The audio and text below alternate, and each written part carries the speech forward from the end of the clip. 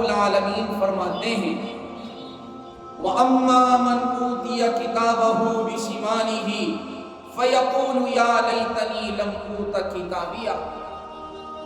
اور قیامت کے دن جب اللہ تبارک و تعالی اپنے بندوں سے پوچھیں گے کہ میں نے تم کو دنیا کی زندگی میں جو نعمتیں عطا فرمائی تھی اس کا استعمال کس طریقے سے کر کے آئے ہو، اگر وہ اللہ کے ان سوالات کا جواب نہیں دے سکے گا تو اللہ تعالیٰ اس کا نام اعمال اس کے بائیں ہاتھ میں عطا کریں گے، اور بائیں ہاتھ میں نام اعمال ملتے ہی وہ بندہ کہے گا فَيَقُولُ يَا لَيْتَنِي لَمْ أُوتَ كِتَابِيَهْ، اے کاش مجھ کو میرا اعمال نہ دیا جاتا، وَلَمْ أَدْرِ مَا حِسَابِيَهْ، میں نے دنیا میں جو کچھ بھی کیا ہے آج اس کے بارے میں نہ پوچھا جاتا، یا لیتہا کانت القاضیہ، کیا اچھا ہوتا کہ موت میرا کام تمام کر چکی ہوتی، ما اغنی عنی مالیہ، میرا مال آج میرے کسی کام کا نہیں ہے، ہلک عنی سلطانیہ، میری بادشاہت میری دادا گیری آج میرے کسی کام نہیں آ رہی ہے۔ اللہ تبارک و تعالی اس تڑپتے ہوئے انسان کی طرف دیکھ کر فرمائیں گے خذوہ فغلوہ، اے فرشتوں اس کو پکڑو اور اس کو توق پہنا دو، ثم الجحیم صلوہ، پھر اس کو دوزخ کی آگ کے حوالے کرو۔ مولانا طیب کو سننے کے لیے چینل کو سبسکرائب کرے اور بیل آئیکن کو پریس کرے۔ حضرات محترم، گزشتہ دو جمعوں سے آپ حضرات کے سامنے عقائد سے متعلق گفتگو ہو رہی ہے۔ آپ حضرات کو یہ بات بار بار بتائی جا رہی ہے کہ آدمی جن دینی باتوں پر دل سے یقین رکھتا ہے ان کو عقائد کہتے ہیں، اور یہ بات بھی آپ حضرات کو بتائی گئی کہ عقائد میں تین چیزیں بنیاد کی حیثیت رکھتی ہیں۔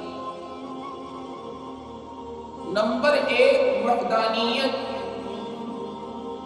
وحدانیت کا مطلب یہ ہے کہ اللہ رب العالمین کو ایک ماننا، اللہ رب العالمین کو قادر مطلق سمجھنا، اللہ رب العالمین کی ذات و صفات میں کسی کو شریک نہ ٹھہرانا، اور دوسری چیز ہے رسالت۔ تو رسالت کے بارے میں آپ حضرات کو یہ بتایا گیا تھا کہ اللہ رب العالمین نے اپنے بندوں کی ہدایت و رہنمائی کے لیے جن برگزیدہ ہستیوں کو اپنا پیغام حق دے کر بندوں کے درمیان مبعوث فرمایا انہیں نبی اور رسول کہا جاتا ہے، اور ان کے منصب کو منصب نبوت اور رسالت کہا جاتا ہے۔ تو عقائد میں وہ تین چیزیں جو بنیاد کی حیثیت رکھتی ہیں، ان میں سے وحدانیت سے متعلق آپ حضرات کے سامنے گفتگو ہوئی، رسالت سے متعلق آپ حضرات کے سامنے گفتگو ہوئی، آج ہم آپ حضرات کے سامنے آخرت سے متعلق گفتگو فرمائیں گے۔ آپ حضرات یہ بات یاد رکھیں کہ جب تک آدمی دنیا میں رہتا ہے وہ دنیا کے مال و متاع سے فائدہ اٹھاتا رہتا ہے، اور جب آدمی کی موت واقع ہوتی ہے، آخری وقت آ جاتا ہے، تو اللہ تبارک و تعالی اسے ایک سیکنڈ بھی دنیا میں رہنے کی مہلت نہیں دیتا۔ قرآن کہتا ہے وَلَن يُؤَخِّرَ اللَّهُ نَفْسًا إِذَا جَاءَ أَجَلُهَا، کہ جب کسی آدمی کا آخری وقت آ جاتا ہے تو اللہ تعالیٰ اسے ہرگز بھی ایک وقفے کی بھی مہلت نہیں دیتا ہے۔ حفظ ما تقدم کے طور پر یہ بات یاد رکھیے کہ جو انسان اس دنیا میں آیا ہے اس کو ایک دن جانا ہے،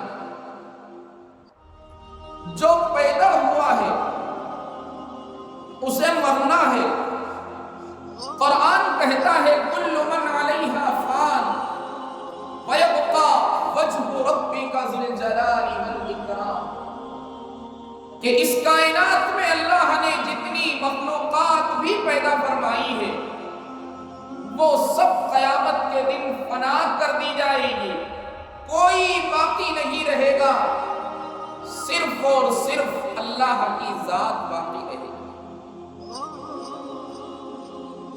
کل من علیہا فان ویبقى وجہ ربک ذو الجلال والاکرام۔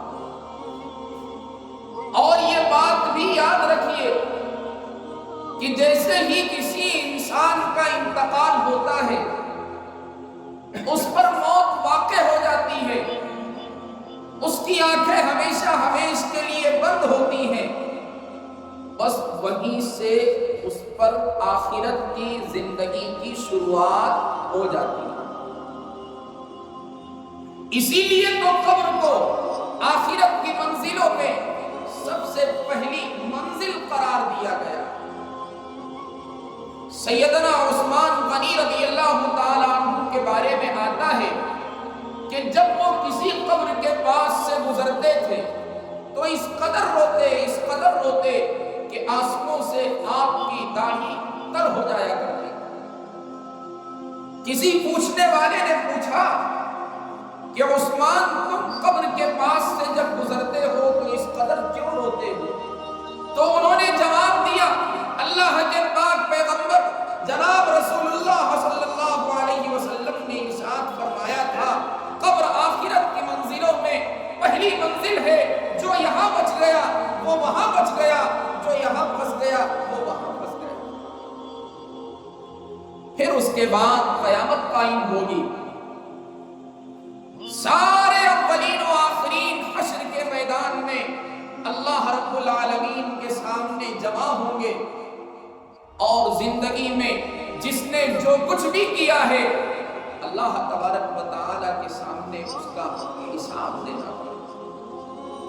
اور یہ صرف کہنے کی بات نہیں ہے بلکہ اللہ تبارک و تعالی نے سورہ تکاثر کے اندر فرمایا الہاکم التکاثر حتی زرتم المقابر کلا سوف تعلمون ثم کلا سوف تعلمون کلا لو تعلمون علم الیقین لترون الجحیم ثم لترونها عین الیقین ثم لتسألن یومئذ عن النعیم۔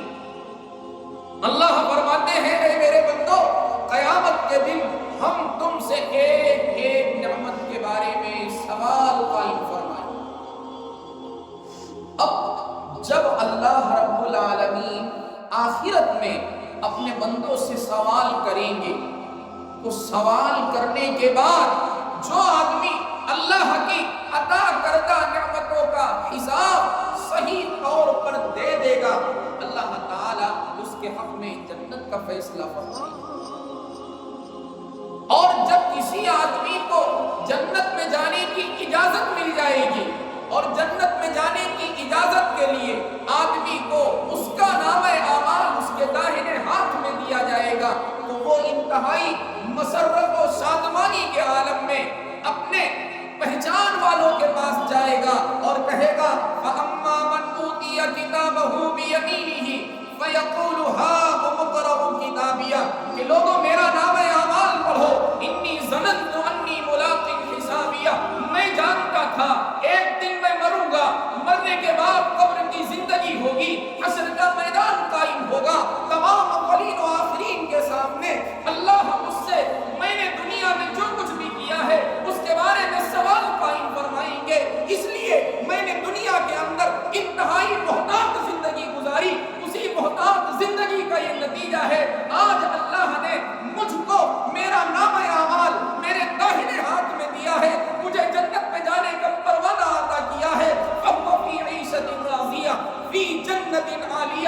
اللہ فرمائیں گے میرے بندے تو عیش و عشرت کی جگہ میں چلا جا، تو بلند والا جنت میں چلا جا، تو طوفها دانیہ جس کے اندر میوے جھکے ہوئے ہیں، کلوا واشربوا ہنیئا بما اسلفتم فی الایام الخالیہ، شوق سے کھاؤ پیو، تمہیں کسی چیز سے روکا نہیں جائے گا، تمہیں کسی چیز سے منع نہیں کیا جائے گا، تمہیں کبھی جنت سے باہر بھی نہیں نکالا جائے گا۔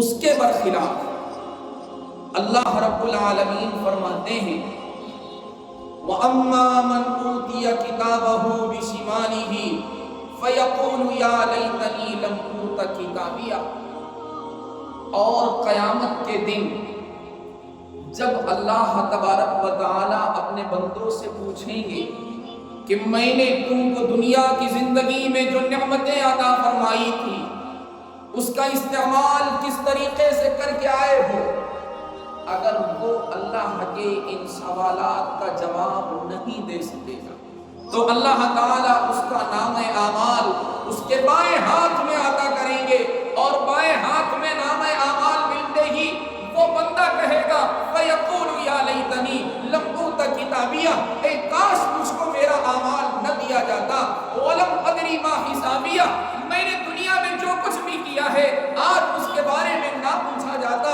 یا لیتہا کانت القاضیہ، کیا اچھا ہوتا کہ موت میرا کام تمام کر چکی ہوتی، ما اغنی عنی مالیہ، میرا مال آج میرے کسی کام کا نہیں ہے، ہلک عنی سلطانیہ، میری بادشاہت میری دادا گیری آج میرے کسی کام نہیں آ رہی ہے۔ اللہ تبارک و تعالی اس تڑپتے ہوئے انسان کی طرف دیکھ کر فرمائیں گے خذوہ فغلوہ، اے فرشتوں اس کو پکڑو اور اس کو توپ پہنا دو، ثم الجحیم صلوہ، پھر اس کو دوزخ کی آگ کے حوالے کر دو۔ تو میں عرض یہ کر رہا تھا کہ آدمی پر جیسے ہی موت واقع ہوتی ہے بس وہیں سے اس کی آخرت کی زندگی شروع ہو جاتی ہے۔ اسی لیے اللہ کے پاک پیغمبر جناب رسول اللہ صلی اللہ علیہ وسلم نے قبر کو آخرت کی منزلوں میں پہلی منزل تھی۔ ضرورت ہے اس بات کی کہ ہم جس طریقے سے اپنی دنیا کو مزین کے لیے کرنے کے لیے محنت کرتے ہیں، فکر مند ہوتے ہیں، ہمیں آخرت کی بھی تیاری کرنی چاہیے۔ یاد رکھو اسلام نے ہمیں دنیا کمانے سے منع نہیں فرمایا ہے، اللہ تبارک و تعالی نے تو یہاں تک فرمایا ہے وَلَا تَنْسَ نَصِيبَكَ مِنَ الدُّنْيَا، اور دنیا میں سے اپنے حصے کو نظر انداز مت کرو، جو اللہ نے تمہارے مقدر میں لکھا ہے اپنی محنت سے اس کو حاصل کر لو۔ لیکن اس کا یہ مطلب نہیں ہے کہ دنیا کے لیے محنت کرتے کرتے آخرت کو فراموش کر دو۔ اللہ نے فرمایا وَالْآخِرَةُ خَيْرٌ وَأَبْقَىٰ، اے میرے بندو آخرت کی زندگی دنیا کے مقابلے میں کہیں زیادہ بہتر اور باقی رہنے والی ہے، کہیں زیادہ بہتر ہے، باقی رہنے والی ہے۔ لیکن آج المیہ اس بات کا ہے کہ ہماری اور آپ کی ساری صلاحیتیں دنیا کی زندگی کو مزین کرنے میں صرف ہو رہی ہیں۔ ہم ساری محنت اپنا گھر بنانے کے لیے، اپنے بچوں کو، اپنے اہل و عیال کو عیش و عشرت کی زندگی بسر کرانے کے لیے سارا وقت اسی میں صرف کر رہے ہیں۔ بہت کم لوگ ایسے ہیں جو دنیا کی زندگی میں رہتے ہوئے اپنے مالک حقیقی کو یاد رکھتے ہیں اور اس کے احکام کی تعمیل کے لیے ہر وقت اس کے سامنے حاضر ہوتے ہیں، ورنہ اکثریت ایسے لوگوں کی ہے جو آج غفلت کی زندگی گزار رہے ہیں۔ یاد رکھو صرف ہم ہی دنیا نہیں کما رہے ہیں، ہم سے پہلے بھی اللہ کے بندوں نے دنیا کمائی ہے۔ لیکن ان کی صفت کا تذکرہ کرتے ہوئے اللہ تبارک و تعالی سورہ نور کے اندر ارشاد فرماتے ہیں رجال لا تلہیہم تجارت ولا بیع عن ذکر اللہ. اس روئے زمین پر اللہ کے ایسے بندے بھی گزرے ہیں جن کی تجارت نے ان کو کبھی خدا کی یاد سے غافل نہیں ہوئے. آج ایک ہم ہیں جو رب مانی نہیں من مانی زندگی گزارنے کے رسیا ہو گئی. اللہ کے احکامات سے ہم نفرت کرنے لگے ہیں. موت کو ہم فراموش کر بیٹھے ہیں. آخرت پر یقین رکھنا تو دور کی بات ہے، اس کا تصور بھی ہمارے دل و دماغ میں نہیں آتا. یاد رکھو قرآن نے اعلان فرمایا ہے کل نفس ذائقۃ الموت، ہر جاندار کو ایک دن موت کی سنگلاخ وادیوں سے گزرنا ہے، اور گزرنے کے بعد اس نے کیا کیا ہے اس کا احساس اس کو ہوگا. ہارون رشید کے بارے میں آتا ہے بنو عباسیہ کا سب سے پاورفل اور بڑا خلیفہ تھا. اسی زمانے میں ایک اللہ والے تھے مجذوب تھے جنہیں بہلول دانا کے نام سے دنیا جانتی ہے. ان کا بھی ہارون رشید کے دربار میں کبھی کبھار آنا جانا رہتا. ہارون رشید نے اپنے پہرے داروں سے یہ کہہ رکھا تھا کہ جب کبھی بہلول آئیں انہیں روکا نہ جائے، بلا اجازت انہیں دربار میں آنے دیا جائے. وہ اللہ کا بندہ جو دنیا کی زندگی سے، دنیا کے مال و متاع سے بالکل غافل ہو کر صرف اور صرف اللہ اللہ میں ہمہ وقت مست رہتا تھا، ایک دن ہارون رشید کے دربار میں آیا. ہارون رشید اس سے مذاق بھی کیا کرتے تھے.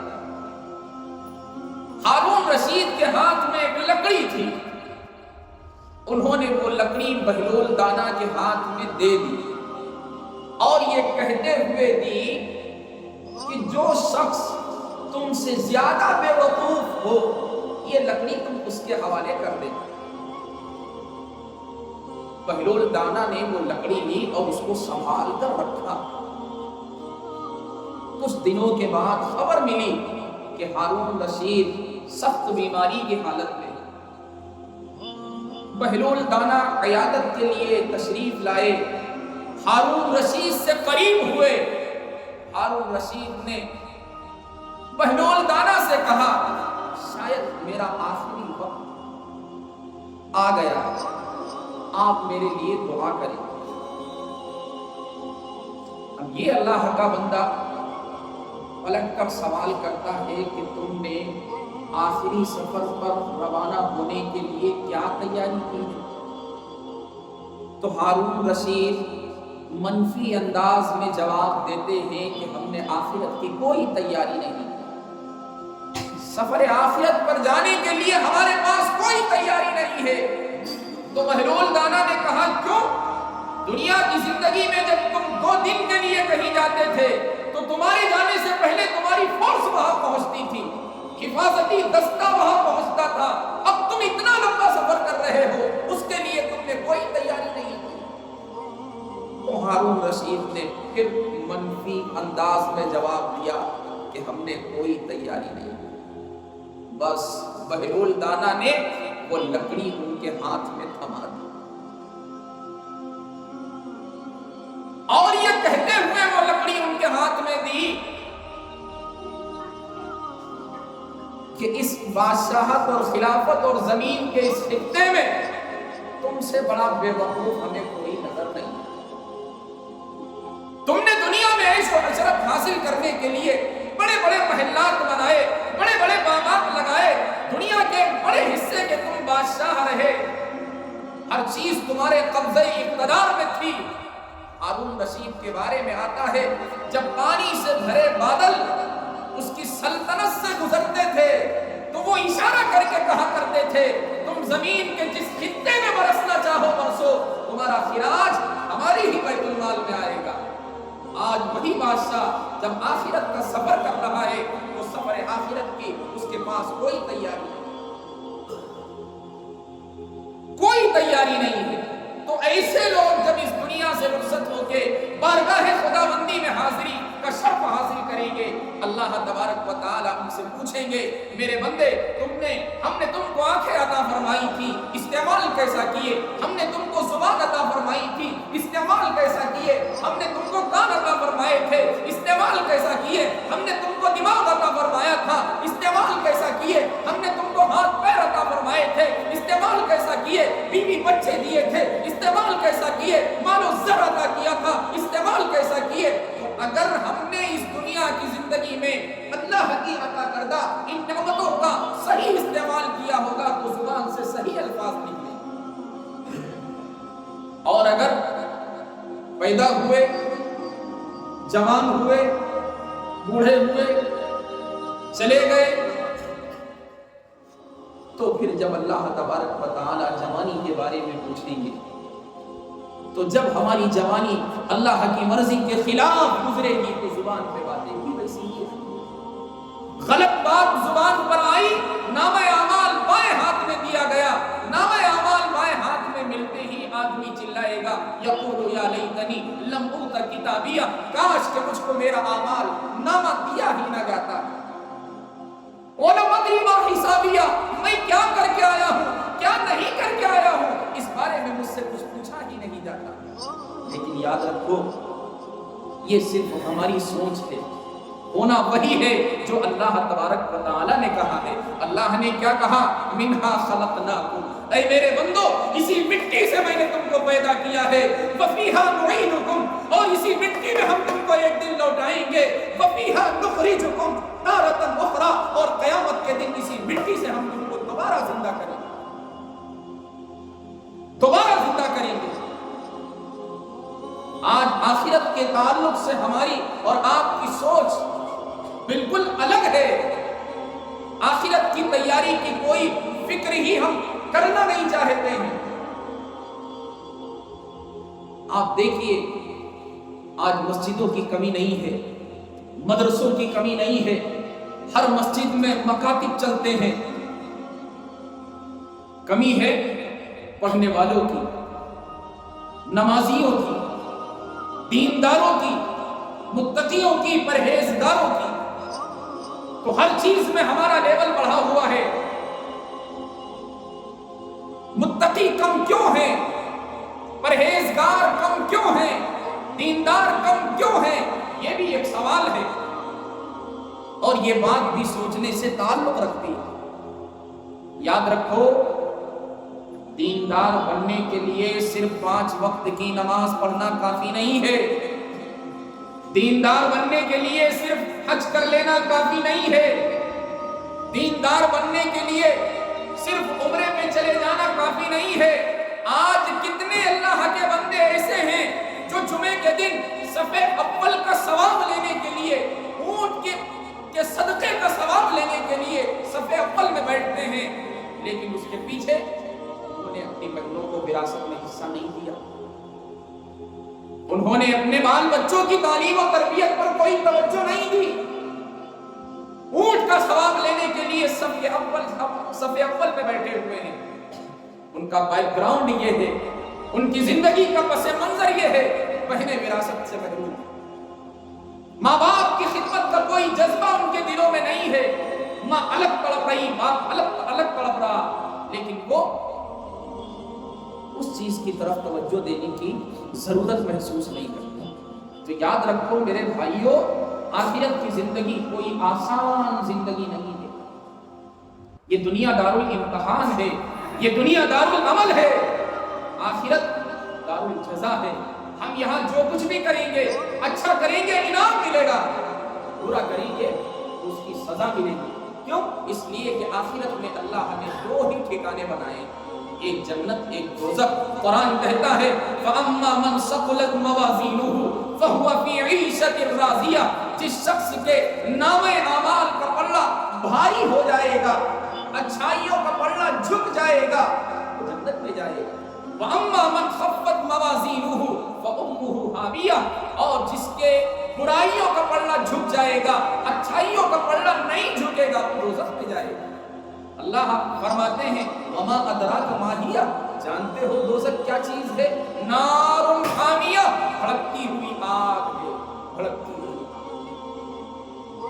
آج اگر ہم سے کہا جائے کہ جلتی ہوئی آگ میں صرف 30 سیکنڈ آپ اپنا ہاتھ رکھ دو، اولاً تو میں تیار نہیں ہوں، اور اگر میں تیار ہو گیا تو جو ہاتھ رکھوں گا اس ہاتھ سے محروم ہو جاؤں۔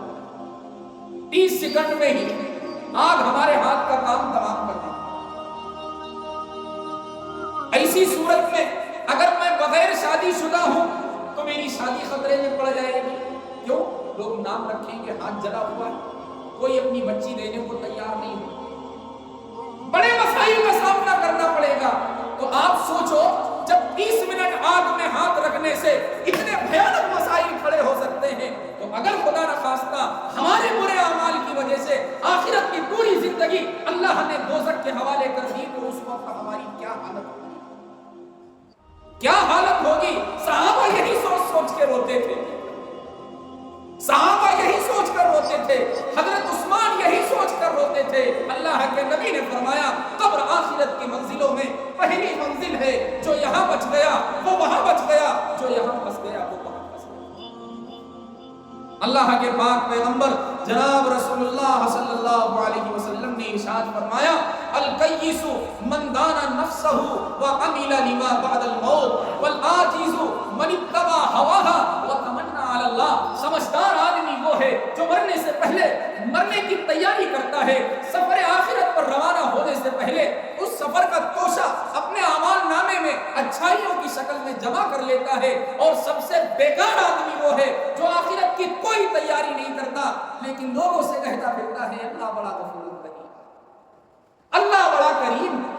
جیسے ہماری یہاں گاڑی چل گئی وہاں بھی چل جائے گی۔ ہم نے مانا کہ اللہ غفور رحیم ہے، اس میں رائی کے دانے کے برابر بھی ہمیں کوئی شک نہیں ہے، لیکن اسی غفور الرحیم نے یہ بھی فرمایا ان بطش ربک لشدید، اے میرے بندو سنو تمہارے رب کی پکڑ بہت سخت ہے۔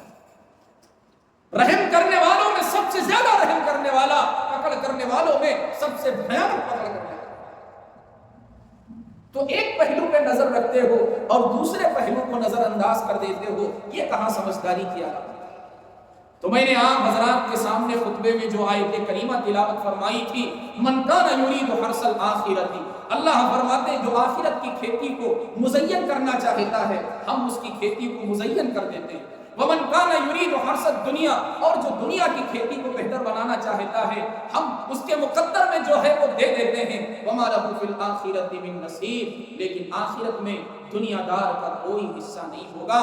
یہ چند باتیں آخرت سے متعلق ازراہ محبت آپ حضرات کے سامنے رکھی گئیں۔ ہم دعا کرتے ہیں کہ اللہ تبارک و تعالی ہم سب کو آخرت کی بہتر سے بہتر تیاری کرنے کی توفیق عطا فرمائے۔